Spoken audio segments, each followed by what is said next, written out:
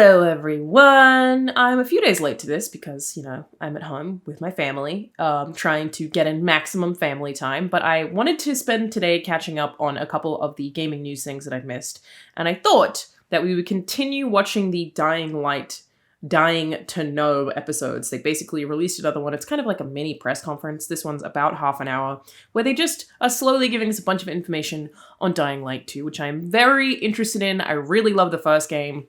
The second game is doing something that I've spoken about in previous videos. Basically, I'm really interested in the way that the world kind of adapts to the choices that you make. I'm hoping this is a bit more fleshed out than we've seen in a lot of games who boast this same claim. But without any more context from me, let's watch it, shall we? Let's do it. 27 minutes and 11 seconds. Let's go. Please select your floor. Go already.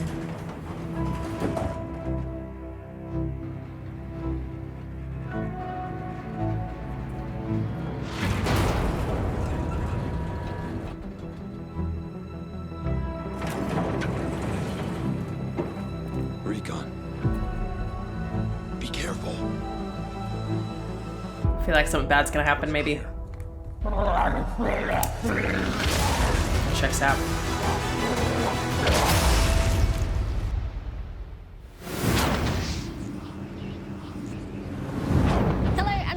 To the second episode of Dying to Know. If you missed the first episode, you can still catch it on YouTube, where you'll learn more about the game, about the release date, and catch the latest gameplay trailer. Today, we're going to be talking about the infected in Dying Light 2 with some of the people who helped create them. But right now, I'm sure you're wondering, got like different classes, maybe? Jonah? Well, Jonah is hard at work right now in LA recording some of the voices for Dying Light 2, so we'll forgive him for his absence. But he has left a message for you. Hey guys, good news. I'm in LA and we're finishing up voice recordings for Aiden and Dying Light 2. And it's so weird to, and I say this as someone who's friends with both Troy Baker and Nolan North. I don't know this guy, but hearing him speak and watching the voice come out of a human when he just so clearly sounds like a video game protagonist, it's just like doing my head in. I'm like, no, that's how a video game character sounds. It's so weird. This particular quest we're working on right now showcases a lot of the disgusting, horrific freaks of nature that you're going to fight in the game itself. The better news is that the episode today of Dying to Know focuses almost entirely on those monsters, and Leia is going to tell you all about them, and it's going to be fantastic. The bad news is I'm not going to be there in the studio, at least this time. I'm going to be in this studio recording lines for a while. But Leia's going to take good care of you. We're going to make sure that you get everything you need to know, and I think I got to go back to work. Leia, the stage is yours. Good night, good luck, and remember to stay human. Thanks, Jonah. Well, we might not be in sunny LA right now. Probably wasn't necessary to do that. Something just as exciting to talk about. The monsters. We're going to be looking at how they're created. Start to learn We're about going to be venturing into the night in a Hopefully new we get more gameplay combat. trailer. We're going to be seeing what's new on Techland GG and more. Seems really clear to me that they very much have improved the traversal, which was already very good. But first, let's take a moment to thank our amazing community. But combat, you. I'd like to see more. We love seeing more. who reacts to our content, and your comments help motivate the entire team. So thank you. Over 750,000 of you tuned in to the first Dying to Know live stream. Over 10 million of you have watched the first gameplay reveal trailer, and over 17 million comments have been left across our social media channels. That's a lot of comments. On all platforms. It's amazing. Thank you. There is literally nobody. But I still feel like this probably doesn't need to be in this conference. They could make this smaller, I think. That could be like a social post or something. Our first guest today is you know? McTower, the lead game Whatever. designer for You Dying do Light you, 2 Stay Techland. Human. Hello, Timon. Hi, hello. Hello, welcome to the show. So we're talking about monsters today, and where do monsters start? They start in the imagination of the game designers like yourself and the others. So what can you tell us about them?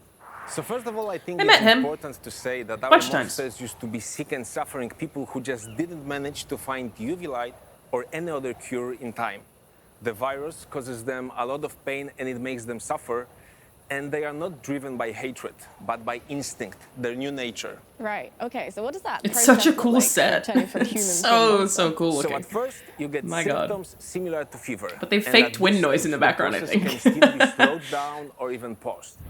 But if you spend too much time in darkness, the sickness progresses and your symptoms become more severe. And eventually, you will turn into a volatile, a quick, agile, aggressive, bloodthirsty monster. Right, and if it gets to that point, is there anything you can do? Is it reversible? Well, unfortunately, once you have turned, there's no way to revert it.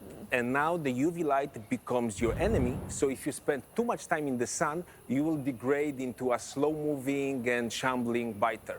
So with that sun sensitivity then, so it's fair to say you're kind of safe outside in the daylight, apart from the biters? Have we seen a shot of them next to each other? Of course, you will see less monsters. Are they on the set at on different times? I streets think they than might be. during the night, but you will still encounter some. As the sun weakens them, they try to find a place to hide, usually inside buildings. Okay.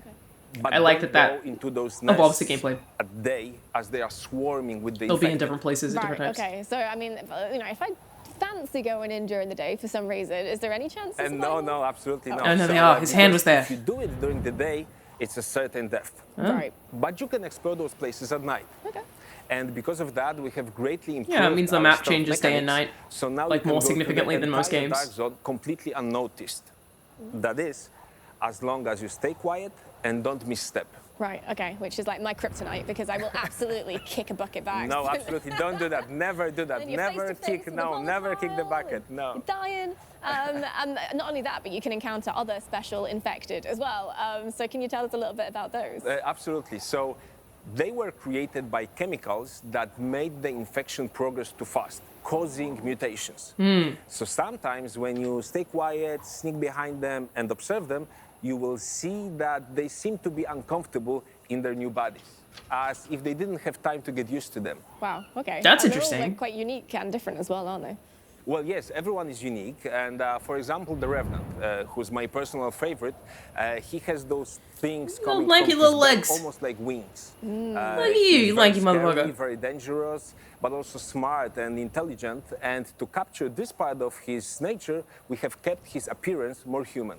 I think smart and intelligent are two of my least favorite things when encountering an enemy that sounds that scary. She's right. Wow, well, thank you so much for joining us today, Timon. It's Thank been you for having fascinating. me. And now, why don't we take a sneak peek at some of those monsters in action? This in is an the new expensive gameplay. set. They have one of those cameras? My god. That is not cheap. I wonder if it's part of the studio if they've rented it out. Peacekeepers. Seriously riling up the bazaar folks. I'll proceed with caution. Are we going? You wanted to show me something? Sure. Follow me. You won't get far without a biomarker. Without it, you don't feel know like what his- you've learned. Face was not very graphically impressive, but the environments look really nice to me. The lighting especially, I think, is what's getting me. Not that I care, though. I don't know why I bring it up. I'm fine with the game not being realistic, as long as there's a consistent or... yeah, not even consistent, appealing style.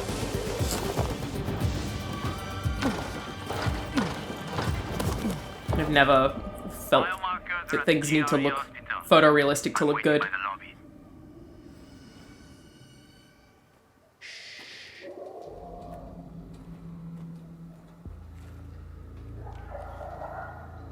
Sleeping Beauties. Yeah, we have to walk past them. If you crouch and move slowly, they shouldn't notice you. They're like witches in Left 4 Dead. Seems like. Get too close, and you're done for.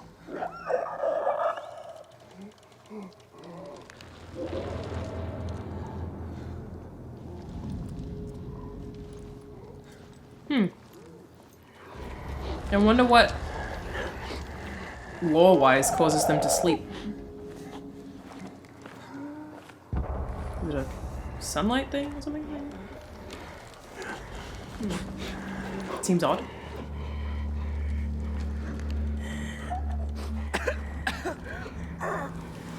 Spores, huh? Chemicals. Nasty shit. Giori doused the whole hospital with it, It's a nice indication of variety here, along though. with the patients and staff. Stealth segments relating to zombies and not just to humans. So I'm alright with this music. Okay. Alright. Oh. Oh no. stop the infection at all costs. Oh, who's this thick boy? Oh my god. He is large. These ones are just vomiting from their chests.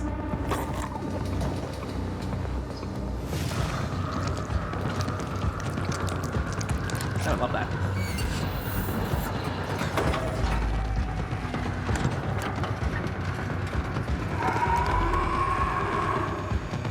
We got company here.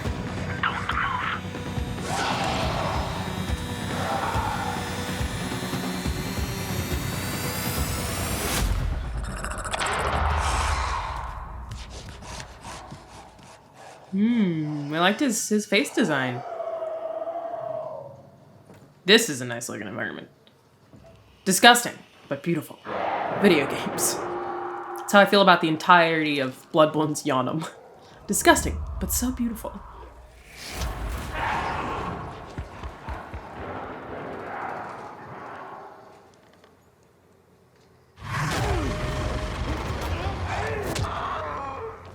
Just punch a cultist in the face? That's what that looked like.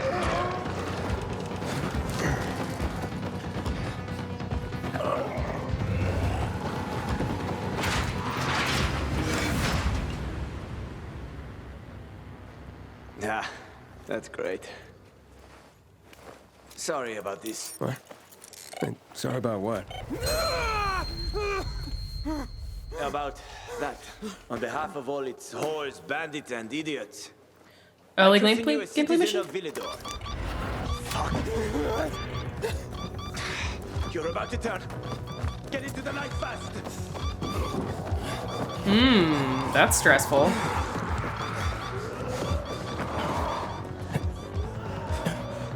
It beeping... Wouldn't that attract more zombies to you? That seems like a stressful... Oh, you did some ball running there? Very interested in that guy.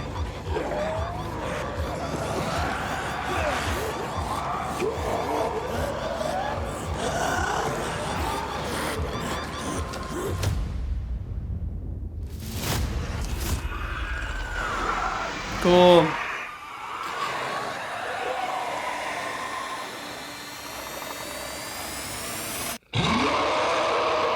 Very good. Wild. Listen, my takeaway from all of that is I would like to play it. Which, like, even from that segment, I was like, yes, I would like to play this, please. Which is what you want from this kind of segment.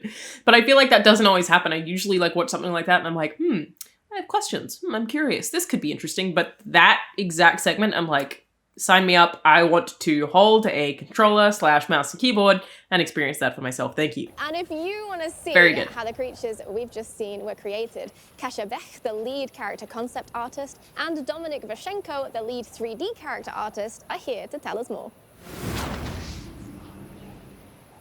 Hello, welcome to the show. Hi, hello. Hello. So my first question for you today is, how did you come up with all of the forms and shapes for the monsters in the game?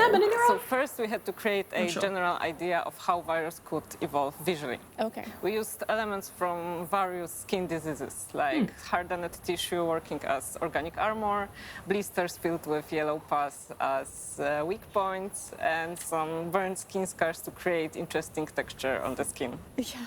Yeah, for example, A lot more research goes into real-world research might go into game dev than I would think most people and think. that's because we wanted our monsters to be really visible and recognizable in the darkness. Yeah, for sure. And you kind of must have had this idea from the start then that you wanted the Demolisher to be the bigger and tougher of the monsters, right? Yeah, we knew that he would throw heavy objects or charge, and our goal Big was to tanky make boy. his silhouette really monumental and aggressive, just to show that strength. Okay, so the Demolisher is probably one of the bigger monsters in the game. But have you got an example of the smaller monsters, maybe? Yes, of course. For example, we have Banshee. She's insanely fast and agile. Because of that, she needs to be, of course, smaller than the Demolisher, and she doesn't have the hardened tissue that we saw on him. But I wouldn't mess with her. Yeah, we really wanted her femininity to show. So she's wearing a dress, though it's pretty ragged now, and also she's wearing jewelry. That's a sick dress, love. Her body That's while dope. she was turning, and her hands grew larger than the rest of her body.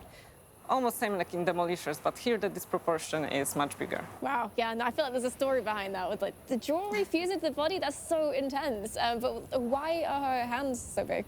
basically they are her weapons. So, yeah, because she strikes from above, her fingers grow longer. She's like a hunter. And also sharper to cut, not to hit, because so due to her lower strength. Yeah, she's going for the kill then. She knows. Exactly. So does that mean we can be expecting Banshee to jump from the roof down on us? Yes, she's so fast and agile that she might surprise the player like by striking the middle. Wow. I wonder if you can hear something him. that no other like monster can do. No. Okay, yeah, can't see the Demolisher doing that. Just splat. Thank you so much for joining us today and sharing more about the process of design. Thank you. Thank you. Thank you. I could talk to those kind of people Well, for if an you like hour. It's such a stories, cool we've job. got a bit of a treat for you. When it gets dark at night and the monsters leave their lairs and roam the city streets, the residents of the city like to gather in their safe spots under the UV lamps for protection and wait out until the dawn. And when they're doing that, they like to kill time by telling stories themselves about Banshee, for example. You're wondering why she's wearing that beautiful necklace and ball gown? Well, now you can find out. This is cool. Didn't expect this. All right.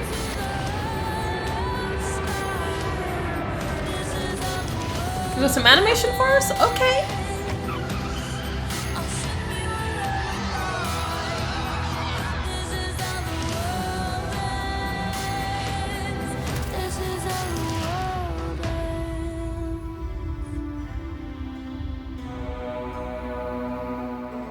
Is it a comic?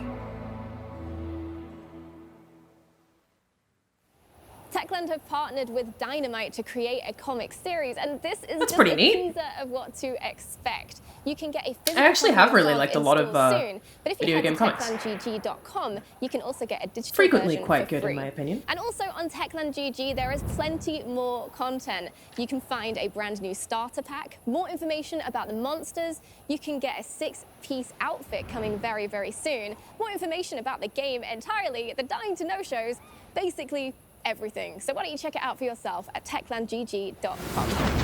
Very cool. The whispering, stop. I feel like I know quite a lot about monsters now, but if there's one thing that intrigues me, it's how do you make something so inhuman and terrifying come to life in-game? Luckily, we have the one person who can answer that question here with us today. It's Dying Light 2's animation director, David Lubrica, and he's here to tell us more. This stuff is always super cool to hear or to learn about. Welcome, David. Hello, welcome. Hello. So you work with the animation team in taking all that concept that, art like, and bringing it to life. humans and having, make like, an video actual games? breathing monster It's just the in the game. coolest. So where do you even start with that? So the process starts with creating a prototype and then designing choreography based on this. Good shot. Then Love we take one it of to those the colorless mock-up shots. shows, and that's where we have our actors interpret the movements, and we actually learn from them also. That gives us some extra ideas. But So the neat. real magic happens when we take all the things we captured and start putting it into the engine and into the game's language. Okay. Can you give us an example of that in game? Sure, like Volatile, for example. So he sniffs around, he searches for his prey, he has those cat-like jumps. But many of those movements are actually characteristics of the creatures we know from animal documentaries. And he combines them with some new ones and unique so ones, cool. and that's what makes him who he actually is. Oh, okay. So I'm going to be like in game. I'm going to be searching him out and trying to see all these little details you've made, which is It's like probably not the so best much idea, 'cause I think expertise that goes will into get me every killed. single part. Yeah, with him it's Of not the best a idea. video game enemy, especially, but like, we have other infected, you know, zombie and, kind. all of them actually have very, very distinctive and interesting behaviors. You're saying Okay, really so different you're giving behavior, them all, different like, animation unique styles. personalities in game. Sure. have to move so differently based on how let's much take a muscle look they at Holler, have. For Like, example, just so he doesn't in-depth. fight. So cool. He's more of an alarm, like this light tower, Mandibles. you know, searching for prey. He screams to call other infected when he spots human, but also he sometimes rises on his tiptoes to see better, to see his surroundings. But that also makes him look like this very scared, you know, panic child. Why is he so scared? Well, it's because there are some traces of his humanity in him. He really wants to scream, but the virus has attacked his lungs and vocal cords, and that would just hurt him too much. Yeah. He's helpless. But they all just lose this fight with their instincts then at some point. Totally. Actually, they rather evoke pity. You can see that they can notice the deformations the virus has done to their bodies. They can touch them. They can experience something like seizures. It's an interesting thing to touch on. That all this aggression, the idea that we might feel sorry for them, repressed in them, you know, something might trigger it, and that's usually an opponent. And you can see that all this energy is released and transferred on the opponent, on the player, for example, us. I can't wait to see that in game. But I want to talk about Banshee because we mentioned her earlier. We've seen how she looks, but like, how is she animated? She's a curious one. She has those really long deformed fingers, and she uses them to fight, kind of like a byproduct. And we had to imagine how she would feel about them. And we thought I'm not gonna have a good time looking at these. Oh my god. She can get really clumsy with them. She falls on them in this very uncontrolled way. It must be hard for them to avoid clipping with those hands, so actually. It's a bit of a curse and the dress. and an asset for her then. She's like conflicted. Totally, she's really conflicted. You can actually see her sometimes actively hunting you. And then at some point, if she gets too close to you during combat, she'll just suddenly jump back and cower, as if she was trying to resist the virus, but ultimately she would just... It's an interesting thing for them to play with. Wow, this has been fascinating. Thank you so much, David. Thanks for having me. The humanizing of the infected is an interesting If you've ever thing to wondered delve which into. of the infected in the world of Dying Light you might be, then I've got good news. You can check out a I haven't. at dyinglightgame.com But that's cool. /witchmonster and find out whether you'd be, I don't know, a violent volatile, a tough demolisher, or maybe a human. Take the test That's and fun. share it with your friends because, you know, you need allies out here in the darkness, even if you're an infected. Or maybe especially if you're an infected. And if you can't wait until December the 7th to find out more about the world of Dying Light, why not check out what's been added to Dying Light 1?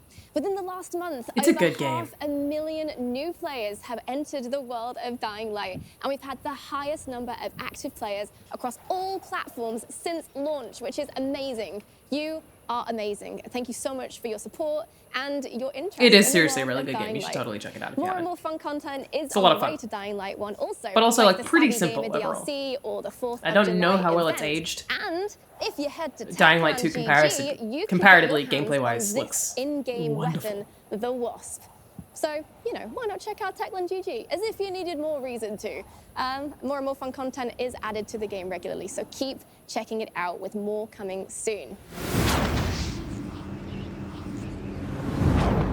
All right, well, since Dying to Know is about the world of Dying Light 2, there's still something else we need to hear about, if you pardon the pun, because we're going to be talking about the sound design of Dying Light 2. Also love sound If you've design. ever wondered about where the roaring, the growling, the screaming that covers the streets of the city at night comes from, then you're in the right place, because we're going to be talking to one of the lead sound designers to tell you more. Seems like Senior such a sound cool designer job. Tomek Shedak is here with us today. Hello. Hey, nice to meet you. You too, hello. So, first question. Do the monsters have their own language? They technically are not herd creatures, so they didn't develop sounds to communicate with each other, although there are some exceptions. For Is it still example, just humans? Howler, when attacked, he would scream to alert other infected, and then you can get yourself into really big troubles very, very, very soon. Let's talk about the process of actually creating those sounds, though. So you have to imagine what a volatile might sound like from scratch, and where do you even start with that? Well, you know, the virus deformed the infected in very different ways, and you have to reflect it in their voices. So, for example, the acid-spitting monster, you know, has to have sound with some kind of acidic characteristics, some watery, hissing stuff in it. Makes and there sense. is the Banshee, woman monster, and her voice is high-pitched and vibrating and really, really scary. So you work alongside your twin brother Wojtek, and he also I always loved that records, name, a lot Wojtek. of the sounds that you use to create these monsters, and we actually have a video of that process, so we can have a closer look at what that entails.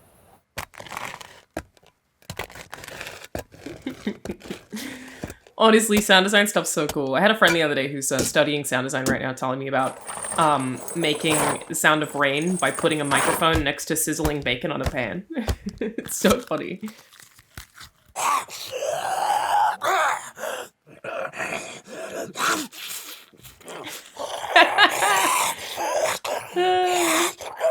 It's so cool.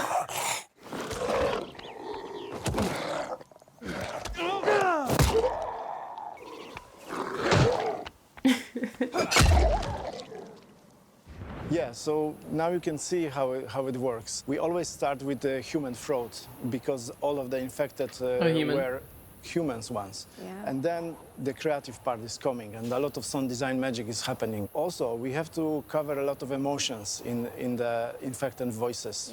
Because you have to know, I mean, the player has to know if the infected is in pain or is super aggressive or is maybe dying.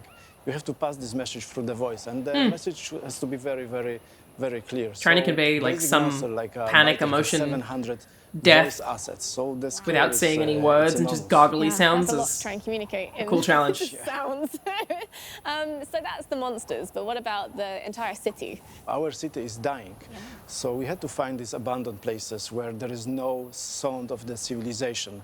We visited abandoned factories, we visited post-military bunkers.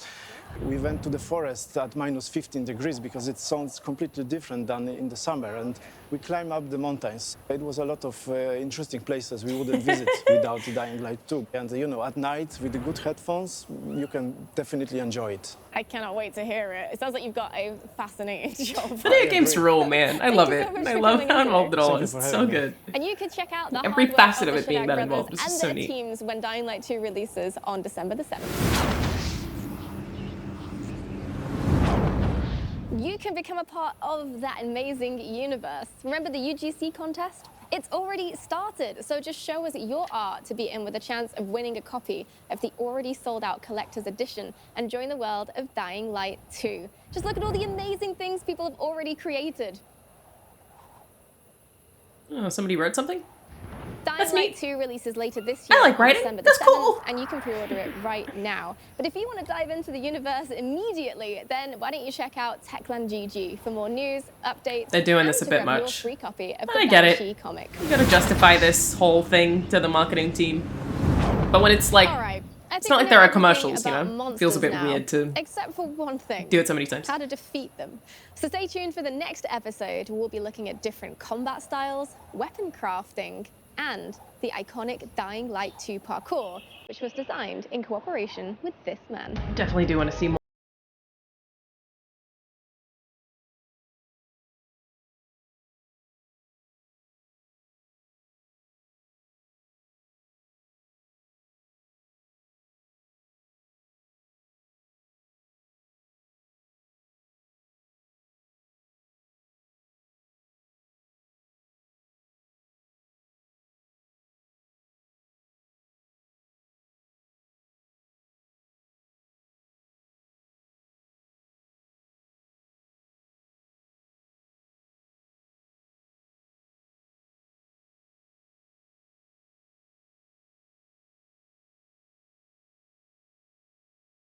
By the way, I'm Hakon.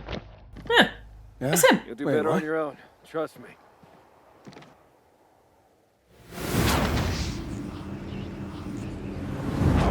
Thanks for watching episode 2 of Dying to Know. And remember, the virus isn't the only thing that makes a monster. So stay human. Cool. Well, thank you for joining me, everyone. I will probably watch all of these, so I guess if you guys are interested in me watching them with you, then let me know and I will keep uploading them. I can't imagine that I will not continue to watch them, because I'm into the game and I like information. I still think that it looks awesome. Learning about new enemy types is neat. A lot of stuff in there that I was already looking forward to, like the differences between the environments day versus night, and I don't know, I just love hearing devs talk about the stuff they're making. It's neat. So that is it for me today, everyone. I will see you guys next time.